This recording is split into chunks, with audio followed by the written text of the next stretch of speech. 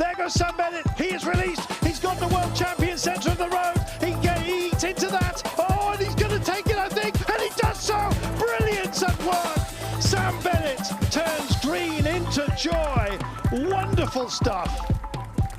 While right now, Paris in July can feel a very long way away. Some of the spring classics are sprinters' favourites, with Vuelta A Espana near the top of the list.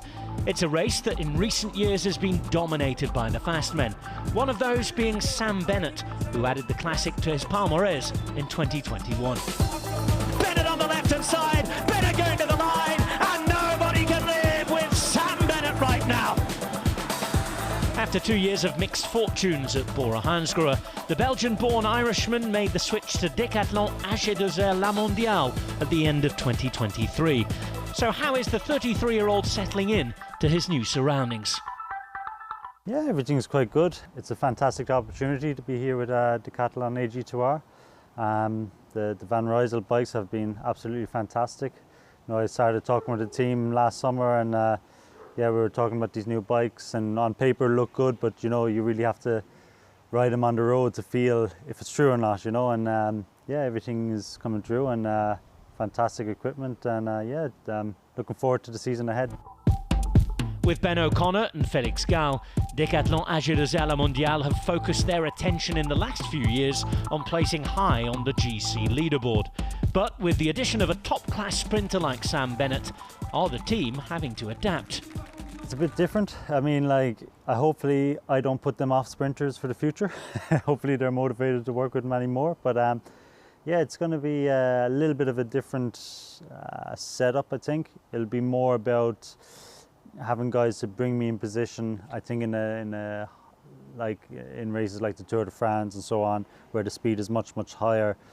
I think in maybe some of the lower level races, we'll have to take charge in the sprints and really have a lead out there. But yeah, it's quite interesting. I mean, normally you work with the same guys in every race, so you can get a feel for each other. You almost don't have to communicate. You kind of can tell by the body language of the rider in front of you what he's kind of thinking or going to do.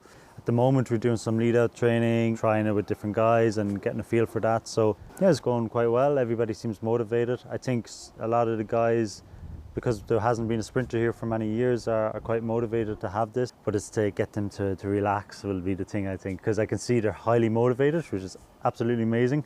And I'm looking forward to working with them, but it's to keep them calm in the finals, you know, keep their powder dry till the very end. Having spent 7 years contesting for the win in the World Tour, Bennett has seen a change in the way sprinting is played out. I can kind of see that the big, heavy sprinters are kind of not dying off, but racing is getting harder and harder with the elevation, and you can see that sprinters are becoming kind of smaller and smaller. Still have the power, but they can climb a lot more now, and they're smaller guys, you know. They're not like Marcel Kittel. You might have is it Jonathan in Trek? He's the exception. Yeah. In real life I'm small, but in the peloton maybe I'm a bit bigger. But you have me, like Caleb, like Philipson. We're not big guys, you know, so it is changing in that sense. I did notice a step from COVID. Like, I remember the year of COVID, we were sprinting at 74, came back the year after, no, at the end of COVID, and then the start of 2021. And instead of 74 kilometers per hour, we were sprinting at 76, 78. I had to change chainring. I was spun out. And it did kind of level again, and now people are peaking at different times. But when everybody was peaking at the same time, that was when I noticed a big change from earlier in my career to later. And then it was more about, like, at that speed, who can hold the front at 76k an hour? It can't be done. So then it's like the slipstream is massive then, and you guys are coming later. So it's kind of changing a little bit, but I mean, in theory, it should suit me.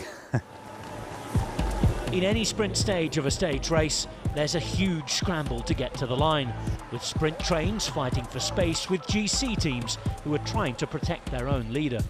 So how much of a hindrance are those GC teams to the faster riders going for stage glory?